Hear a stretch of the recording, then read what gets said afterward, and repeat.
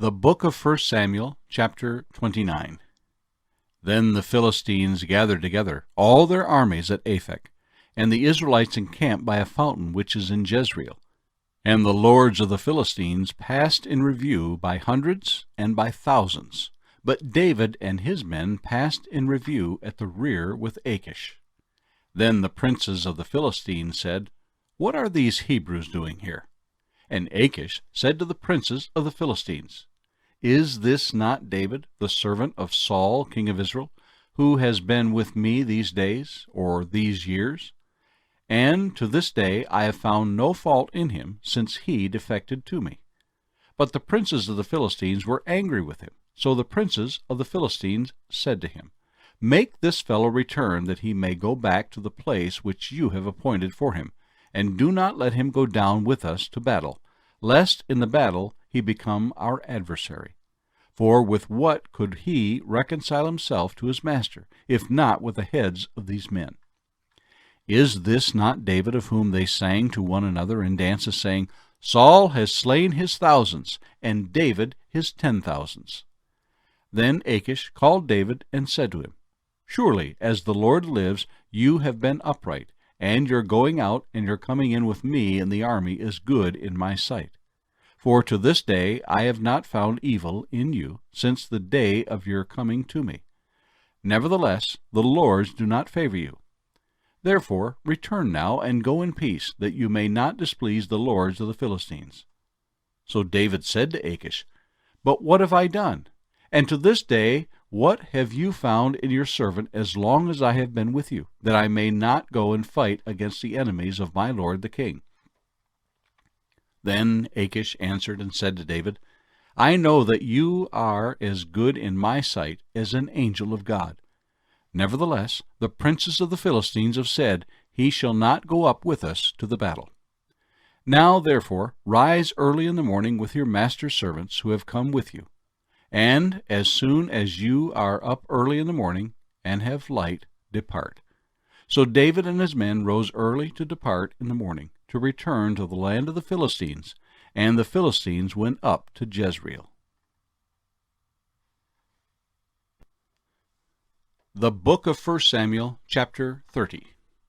Now it happened, when David and his men came to Ziklag on the third day, that the Amalekites had invaded the south and Ziklag, attacked Ziklag, and burned it with fire, and had taken captive the women and those who were there, from small to great. They did not kill anyone, but carried them away and went their way. So David and his men came to the city, and there it was, burned with fire, and their wives, their sons, and their daughters had been taken captive. Then David and the people who were with him lifted up their voices and wept, until they had no more power to weep. And David's two wives, Ahinoam the Jezreelitess, and Abigail, the widow of Nabal the Carmelite, had been taken captive. Now David was greatly distressed, for the people spoke of stoning him, because the soul of all the people was grieved, every man for his sons and his daughters. But David strengthened himself in the Lord his God. Then David said to Abiathar the priest, Ahimelech's son, "Please bring the ephod here to me." And Abiathar brought the ephod to David. So David inquired of the Lord, saying, "Shall I pursue this troop? Shall I overtake them?" And he answered him, "Pursue, for you shall surely overtake them, and without fail recover all." So David went, he and the 600 men who were with him, and came to the brook Besor, where those stayed who were left behind. But David pursued, he and 400 men, for 200 stayed behind, who were so weary that they could not cross the brook Besor. Then they found an Egyptian in the field, and brought him to David, and they gave him bread, and he ate, and they let him drink water. And they gave him a piece of a cake of figs, and 2 clusters of raisins. So when he had eaten, his strength came back to him, for he had eaten no bread nor drunk water for 3 days and 3 nights. Then David said to him, "To whom do you belong, and where are you from?" And he said, "I am a young man from Egypt, a servant of an Amalekite, and my master left me behind because 3 days ago I fell sick. we made an invasion of the southern area of the Cherethites, in the territory which belongs to Judah, and of the southern area of Caleb, and we burned Ziklag with fire. And David said to him, Can you take me down to this troop? So he said, Swear to me by God that you will neither kill me nor deliver me to the hands of my master, and I will take you down to this troop. And when he had brought him down, there they were, spread out over all the land, eating and drinking and dancing because of all the great spoil which they had taken from the land of the Philistines and from the land of Judah. Then David attacked them from twilight until the evening of the next day. Not a man of them escaped, except 400 young men who rode on camels and fled. So David recovered all that the Amalekites had carried away, and David rescued his 2 wives.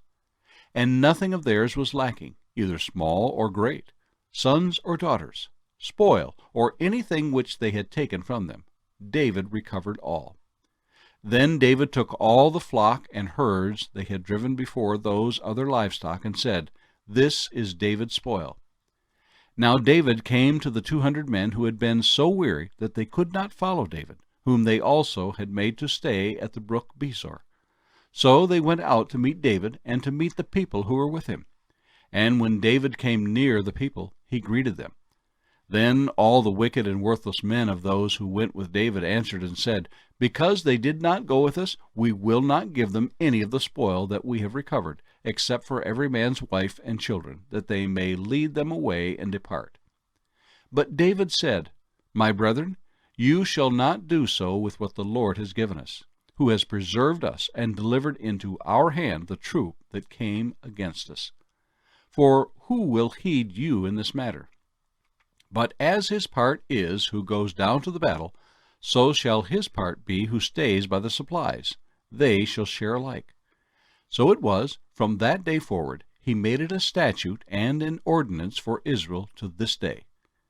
Now when David came to Ziklag, he sent some of the spoil to the elders of Judah, to his friends, saying, Here is a present for you from the spoil of the enemies of the Lord, to those who were in Bethel, those who were in Ramoth of the south, those who were in Jatir, those who were in Eror, those who were in Sifmoth, those who were in Eshtemoa, those who were in Rakal, those who were in the cities of the Jerahmeelites, those who were in the cities of the Kenites, those who were in Hormah, those who were in Chorashan, those who were in Athak, those who were in Hebron, and to all the places where David himself and his men were accustomed to rove.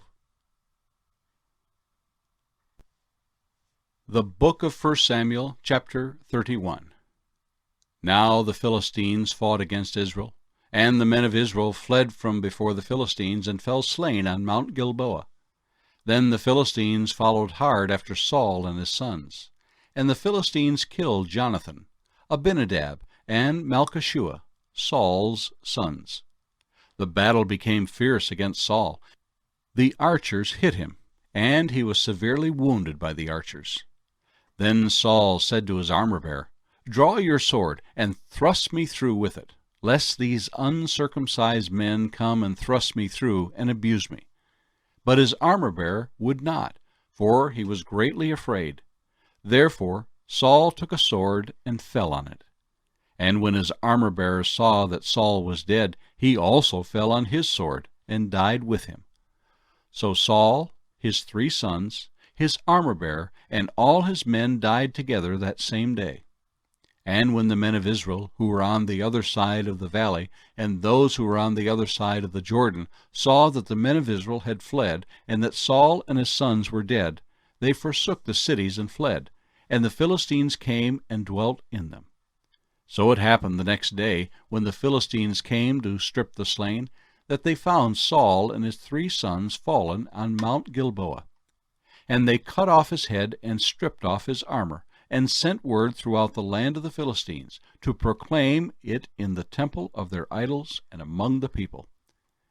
Then they put his armor in the temple of the Ashtoreths, and they fastened his body to the wall of Beth-shan.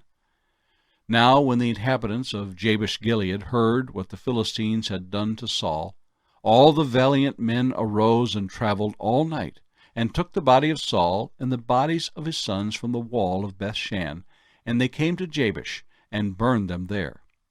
Then they took their bones and buried them under the tamarisk tree at Jabesh, and fasted 7 days. The end of the book of 1 Samuel. Paul's second letter to the Corinthians, chapter 7. Therefore, having these promises, beloved, let us cleanse ourselves from all filthiness of the flesh and spirit, perfecting holiness in the fear of God.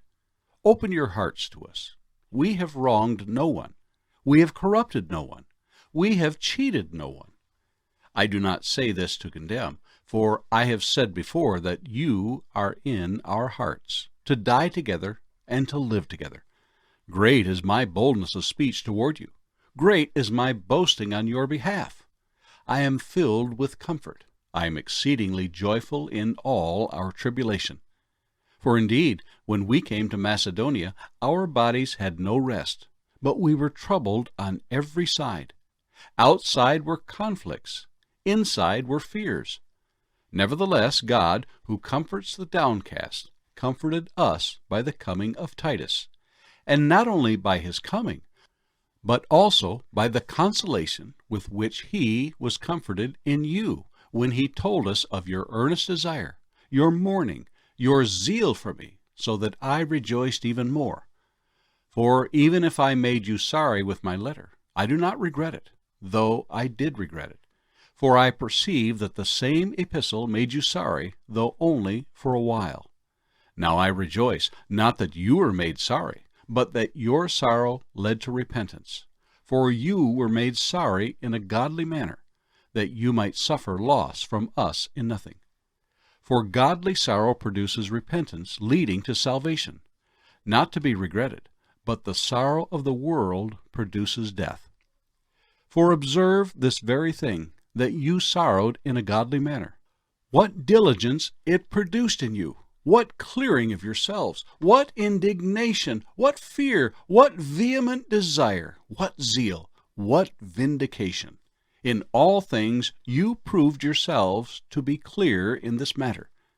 Therefore, although I wrote to you, I did not do it for the sake of him who had done the wrong, nor for the sake of him who suffered wrong, but that our care for you in the sight of God might appear to you. Therefore, we have been comforted in your comfort. And we rejoiced exceedingly more for the joy of Titus, because his spirit has been refreshed by you all. For if in anything I have boasted to him about you, I am not ashamed. But as we spoke all things to you in truth, even so our boasting to Titus was found true. And his affections are greater for you as he remembers the obedience of you all, how with fear and trembling you received him. Therefore I rejoice that I have confidence in you in everything. The Book of Proverbs, chapter 5. My son, pay attention to my wisdom.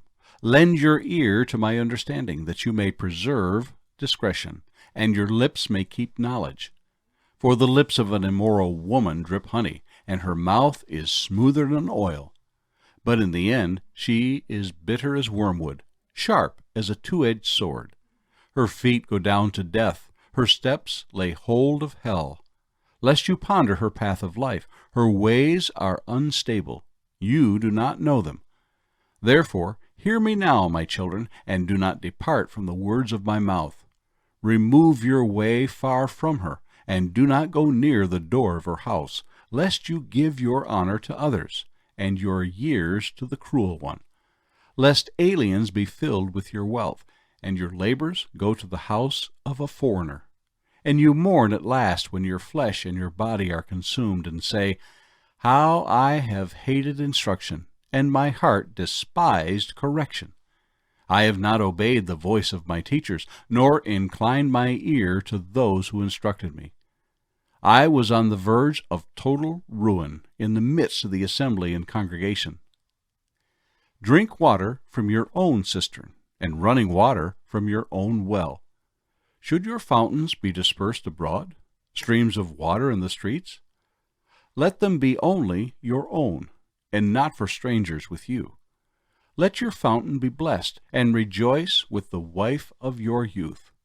As a loving deer and a graceful doe, let her breasts satisfy you at all times, and always be enraptured with her love. For why should you, my son, be enraptured by an immoral woman, and be embraced in the arms of a seductress? For the ways of man are before the eyes of the Lord, and he ponders all his paths. His own iniquities entrap the wicked man, and he is caught in the cords of his sin. He shall die for lack of instruction, and in the greatness of his folly he shall go astray.